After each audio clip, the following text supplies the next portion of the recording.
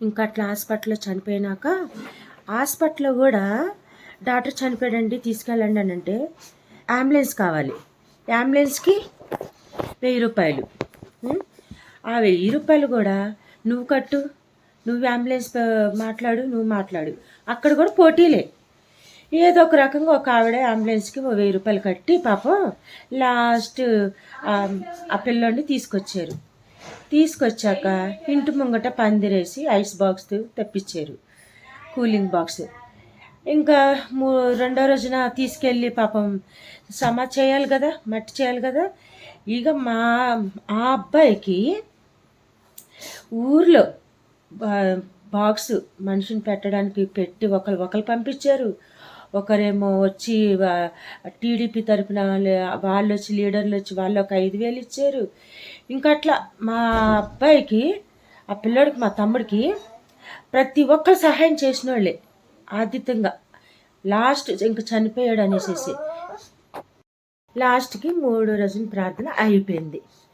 ఇంకా సంవత్సరికం 3వ రోజు ప్రార్థన అయిపోయాక సంవత్సరికం వస్తుంది కదా, 1 ఇయర్ తర్వాత సంవత్సరికం అనేది చేస్తారు.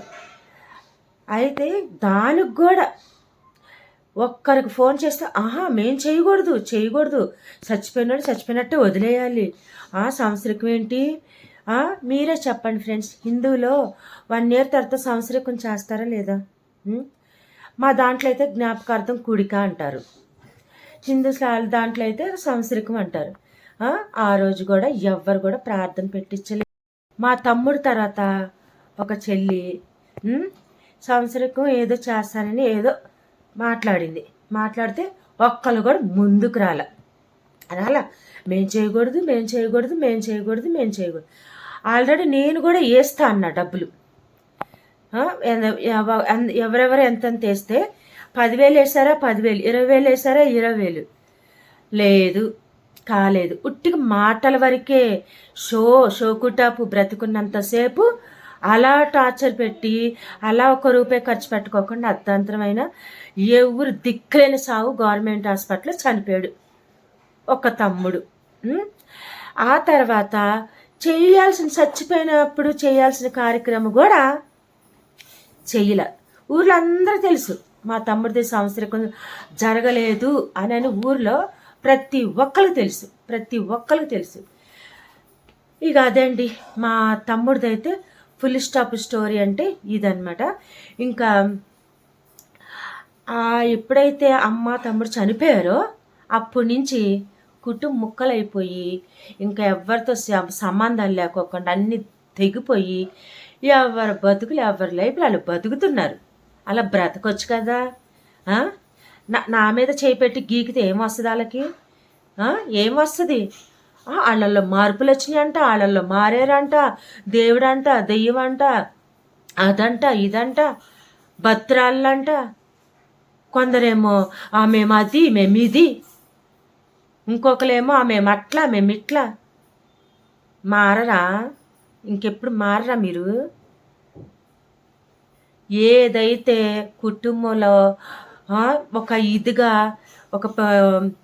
ఒక రూపాయి వీడి రేపో మాప సస్తాడు, వీడికి ఎందుకు రూపాయి ఖర్చు పెట్టేది అవసరమా అనేసి ఎవరైతే అనుకున్నారో, ఎవరైతే సంవత్సరం చేయలేదో, కానీ ప్రతి ఒక్కరికి జవాబు ఇవ్వాల్సిందే. వాళ్ళ ఇంట్లో నరకం అంటే ఏంటో ఇప్పటికే ప్రతి ఒక్క ఇంట్లో నరకమే. కానీ బయట పడతల్లా ఒక్కొక్కరికి ఒక్కొక్క దెబ్బ తగులుతుందండి ఫ్రెండ్స్. రియల్ చెప్తున్నా, ఒక్కొక్కరికి ఒక్కొక్క దెబ్బ తగులుతుందండి. ఇప్పుడు నేను కూడా వాళ్ళ కుటుంబంలో దాన్నే కదా. మరి నాకెందుకు శ్రమలు రావట్లా? మరి నాకెందుకు కష్టాలు రావట్లా? నా కొడుకు చూస్తే కోట్ల ఆస్తులకి అధిపతి అయ్యి రాజమండ్రిలో సెటిల్ అయిపోయాడు.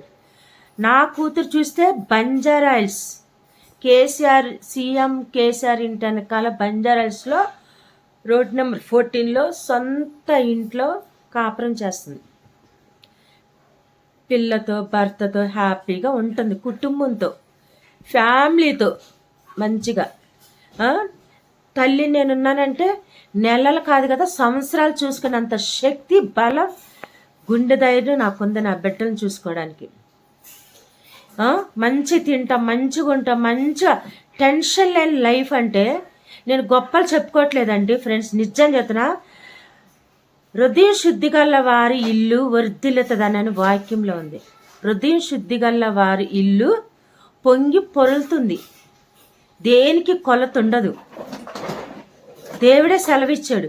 హృదయంలో కుళ్ళి కుచ్చుతూ కుట్ర కక్ష పగ ద్వేషం అసూయ అన్ని పెట్టుకుంటే వచ్చే ఎంత పార్కులాడి 24 గంటలు కష్టపడినా ఆ డబ్బు తెచ్చి గుంతలో పోసినట్టే. సచ్చంతకాలం ఎంత కష్టపడినా మనశ్శాంతిగా బతకలు. పిల్లలతో, ఇంట్లో భర్తతో, ఎవరితో, ఫ్యామిలీతో, చుట్టాలతో, ప్రతి ఒక్కరితో నీకు టార్చరే ఉంటుంది. అనుక్షణం నీకు మనశ్శాంతి లేని లైఫ్. యథార్థంగా ఉన్నది ఉన్నట్టు, లేనిది లేనట్టు చెప్పుకుంటే దేవుడు కూడా వచ్చి 1 రూపాయిలో దీవిస్తాడు, వర్ధిల్లిస్తాడు. తెలుసా? నేను పలాంది ఉంది అంటే ఉంది అని చెప్తా. నేను యూట్యూబ్లో వాళ్ళకి, నా ఫ్రెండ్స్కి చెప్పాల్సలా. చెయ్యి హ్యాండ్ ఇట్లా బోన్ ఇట్లా పక్క జరిగింది, అంత కష్టపడ్డా, ఆ పని చేసా, ఈ పని చేసా, అది చేసా, ఇది చేసా, చెయ్యని కష్టం లేదు నాకు చెప్పుకున్న అవసరం లేదు. మీ దిక్కులకి వెళ్ళి నేను ఏదో చిన్న వంటలు ఏదో యూట్యూబ్లో టైంపాస్కి పోనీ వెళ్తే వెళ్ళింది, లేకుంటే లేదు, ఫేమస్ అవుతా లేకుంటే లేదు అని ఏదో నాకు తోచింది నా పిల్లలకు వండి పెట్టే వంటలే నేను యూట్యూబ్లో అప్లోడ్ చేసుకుంటూ వచ్చా. అసలు ఫుల్ వీడియోలు ఎక్కువ నేను అప్లోడ్ చేయలే, ఎక్కువ షార్ట్ వీడియోస్ నేను పెట్టా. ఏమంటాను, మీరు నన్ను టార్చర్ బాధ ఒక్కరు కాకపోతే ఒక్కరండి ఫ్రెండ్స్, ఒక్కరు కాకపోతే ఒకరు. ఒకదేమో అలా తిట్టిద్ది, ఇంకోదేమో ఇంకొక రకంగా. ఒకదేమో నాకు ఊర్లో పరువే లేదంటది, ఇప్పుడు దానికే లేదు ఊర్లో పరువు. ఊర్లో కొట్టి ఈడ్చారు బయటికి, పెళ్ళైనోడితో తిరుగుతుంటే కొట్టి ఈడ్చారు బయటికి. మరి నాకు కొట్టలేదే గుడివాడలో, ఎవరొచ్చి చేయి చేసుకోలేదే. నా పుట్టినూరులో ఇట్లా నా మొగుడు నుంచుకున్నావమ్మ, వాళ్ళు నుంచుకున్నావు, వీళ్ళు నుంచుకున్నావు అనేసేసి నేను ఉంచుకున్నవాడు ఆ పెళ్ళాలు వచ్చి నన్ను కొట్టలేదే. నేను ఉంచుకుంటే కదా, నేను తప్పు చేస్తే కదా. ఒక్కరిని ఏలెత్తి చూపించేటప్పుడు 4 ఏళ్ళు మన ఇంకా చూపిస్తే అది తెలుసుకోండి. అది తెలుసుకొని ఇప్పుడన్నా సిగ్గు తెచ్చుకొని యథార్థంగా మోకరించి ప్రార్థన చేయండి. ఇక్కడి నుంచి కాదు, ఏదో ప్రజలు చూస్తున్నారు, మేము నీతిమంతులు, చీర కట్టా, నేను డ్రెస్ వేసుకున్నా, నేను అది ఇది చెప్పుకోవడం కాదు. నీతి కార్యాలు చెయ్యాలి. ఫస్ట్ నీతి కార్యాలు, అర్థమవుతుందా? నీతి కార్యాలు చేయాలి. ఒకరిని అనేటప్పుడు దేవుళ్ళో ఉంటే ఒక తప్పు కూడా చేయకూడదు. నువ్వు మారి ఆయన బైబిల్ ఒక భుజమైన ఒక కావిడిగా మోస్తే కనుక చిన్న తప్పు కూడా చేయకూడదు. తప్పు చేసిన వాళ్ళు కూడా నువ్వు స్నేహితురాలు అసలు అటువంటి సాహవాసమే చేయకూడదు. నువ్వు పెళ్ళైనోడిని వాడు కూడా బోధ చెప్పేవాడిని, ఇంకొకరు ఆ రకంగా ఉన్నారు ఫ్యామిలీలో. అలాంటి మనుషులను కూడా పెట్టుకుంటే దేవుడు ఎలాగా? ప్రజలంటూ గుడ్డోళ్ళు, పిచ్చోళ్ళు, వెర్రోళ్ళు కొంతమంది ఊర్లో, వాళ్ళకి పాపం తెలియదు కదా పర్సనల్ లైఫ్లు, మీరేమేమి సీక్రెట్గా లోపల వెనకాల ఏమేమి చేస్తున్నారో వాళ్ళకి తెలియదు కదా. మీరు చేసేయి. అమ్మ మారిపోయింది, అమ్మ ప్రార్థన చేస్తుంది, అమ్మ అసలు ఎవరితో కలవట్లా. ఈ బుద్ధి కుటుంబంలో ఇద్దరు చనిపోయే ముందు అంతకుముందు ఏమైంది అంటే, చనిపోయాక ఆ కొంపతో ఏం పని ఉంది, అక్కడ ఏం పని ఉంది అనేసేసి ఇదొక వంక. దేవుడు ప్రతి ఒక్కరికి దేవుడు దేవుడు దేవుడు దేవుడు. నిజంగా చెప్తున్నాను ఫ్రెండ్స్, మా క్రిస్టియన్స్లో కొంతమంది యదవులు ఉన్నారు, యదవ ముండలు ఉన్నారు. నిజమైన యథార్థంగా వాక్యం చెప్పేవాళ్ళు, ఆయన సువార్త ప్రకటించేవాళ్ళు రూపాయిలో ₹10 ఉన్నారు, అంటే ఆటనే ఉన్నారు, ₹10 ఉన్నారు, రూపాయలు సగమే ఉన్నారు. ఇంకా సగము ఫ్రాడ్ బిజినెస్, వాక్యం చెప్పి బిజినెస్, చందాలు, కానుకలు, ఫండ్స్ వస్తాయి కదా అక్కడి నుంచి బయట నుంచి, ఆ ఫండ్స్ కోసం కొంతమంది నార్మల్ పీపుల్ ఏమో చుట్టాలల్లో ఫ్యామిలీలలో బయట పబ్లిక్లలో మేము మారేము మేము మంచోళ్ళమని చూపించుకోవడానికి దేవుడి పేరు ఉపయోగించుకుంటున్నారు. కొంతమంది ఏమో నీకు ₹1 పెట్టాల్సి వస్తుంది, మళ్ళీ మీరు అందరూ నా కొంపకి రావాల్సి వస్తుంది అని దేవుడి పేరు చెప్పుకొని నేను సపరేట్గా ఉంటున్నానని. దెయ్యము ఒక్కొక్కరిని ఒక్కొక్క రకంగా వాడుకుంటుంది, ఒక్కొక్క రకంగా. సాతానుడు ఈ దేవుని వచ్చే రాకడ దగ్గరైంది కదా, ప్రభు వచ్చే రాకడ దగ్గరైంది కదా, సాతాను దాని బలం ఎక్కువైపోయి మనుషుల్ని ఒక్కొక్క రకంగా వాడుకుంటుంది, ఒక్కొక్క రకంగా. అక్క చెల్లెళ్ళు, అన్నదమ్ముళ్ళు, కుటుంబంలో, బంధుత్వాల్లో చాలా చాలా రకంగా వాడుకుంటుంది. ఎవరిని మింగుదామా, కోడి పెట్టని గద్ద ఎట్లా ఎత్తుకుపోతుంది, ఎక్కడ దొరుకుతుందో కోడి పెట్ట ఒంటరిగా తల్లి లేకోకుండానని, అలాగే సాతానుడు కూడా దేవుని ఆజ్ఞ, దేవుని కంచ ఏ కుటుంబానికి అయితే ఉండదో అలా లటక్కని మింగేస్తుంది, లటక్కని పట్టుకుపోతుంది సాతాను. అది తెలుసుకొని నడుచుకోండి, అది తెలుసుకొని మనం ఏం చేస్తున్నాం, మన క్రియలేంటి, మనం చేసేదేంటి, మనం ఎలా బ్రతుకుతున్నాము, మనదేంటి, ఎవరిని ఏలెత్తి చూపించడానికి మనకు హక్కు లేదు, ఎవరి బతుకులు వాళ్ళు బతుకుతాం అని ఆలోచించుకొని బ్రతకండి. ఆ రోజు తమ్ముడు దినానికి సంవత్సరికానికి 3వ రోజున ప్రార్థనకి తలా ఒక 10,000 వేసుకుంటే, బావని అడగండి, ఒక ఆవిడ అంటది, నాకు తెలిసిన ఆవిడ, బావకి సారీ అండి, బావని అమ్మ బావకి తెలవకూడదు, నేను డబ్బులు ఇచ్చినట్టు 10,000 ఇచ్చినట్టు, అమ్మో తిడతాడు, సరేనా అని అంటే సరే అని. దాని తర్వాత బావ తిడుతున్నాడు, మీరేమన్నా చెప్పారా నేను 10,000 ఇచ్చినట్టు?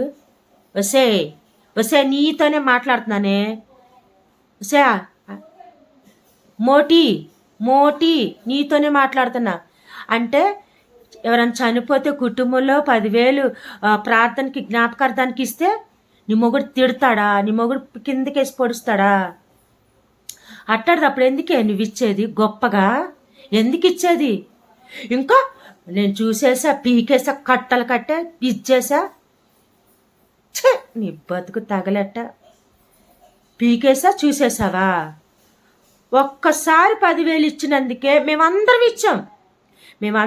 ఇచ్చాము ప్రార్థనకి, 3వ రోజున ప్రార్థనకి.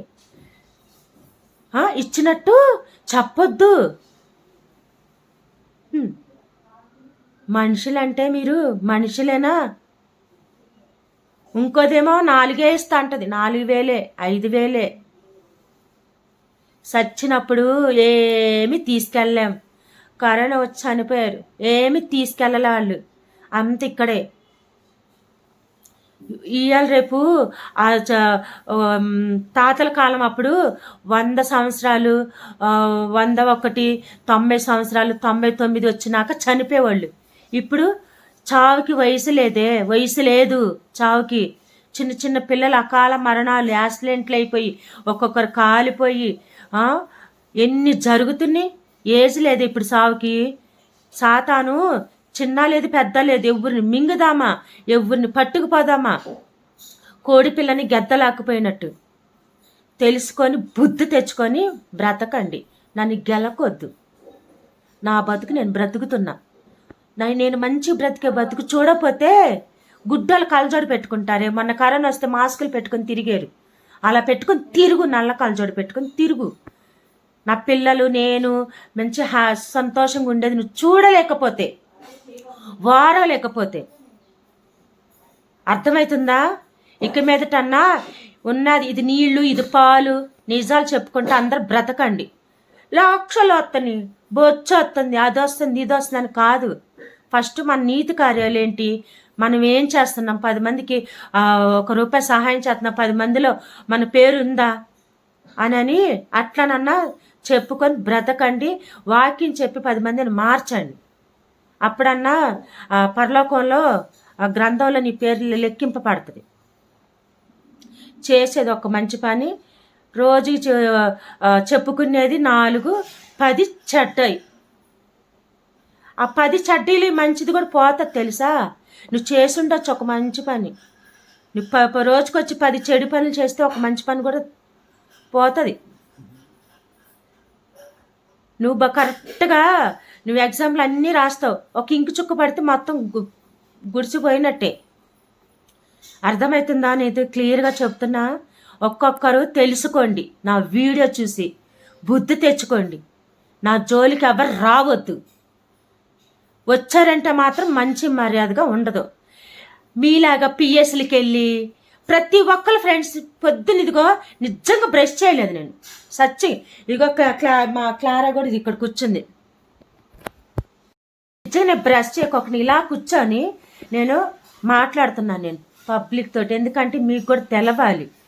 అన్నీ పెడుతున్నాను స్టెప్ బై స్టెప్. మా కుటుంబంలో ఉన్నట్టు మీ కుటుంబంలో ఉంటే ఒక తమ్ముడు తోడపుట్టినోడు ఆపదనని వస్తే సహాయం చేయండి ఫ్రెండ్. ఒక తల్లి రోగిష్టితో ఉన్న తల్లి అన్నం లేక ముద్ద లేక ఆకలి దప్పులతో ట్రీట్మెంట్ లేక కళ్ళు కనిపించక కళ్ళకు షుగర్ వచ్చి అంత స్థితిలో ఉన్నప్పుడు వీలైతే తల్లిని మీకోసం ఎంత అయితే చేసిందో మన కోసం అంతలా మనకున్న దాంట్లో మన కిడ్నీలు అమ్ముకో అవసరంలా. కొంతమంది తల్లికి పిల్లలు అట్లాంటివి కూడా చేస్తారు. కిడ్నీ పాడైపోతే అయ్యో నా కిడ్నీ తీసుకోండి. పిల్లలు ఇస్తామా ఇమ్మని పిల్లలు మనం అలా ఆలోచిస్తాం. కానీ తల్లి తన రక్తమాంసాలు పోసి మనల్ని ముద్దగా తయారు చేసి 9 నెలలు కడుపులో పెట్టుకొని కన్నీ చేసి మనకి ఎంతలో ఇది చేస్తుంది. మనకు ఆపద వచ్చిందంటే ఊరుకుంటుందా? తల్లి ఇది ఇప్పుడు చెప్పను, తల్లిది రేపు నుంచి పెడతాం. మా అమ్మ జీవిత స్టోరీ రేపు నుంచి పెడతాను ఫ్రెండ్స్.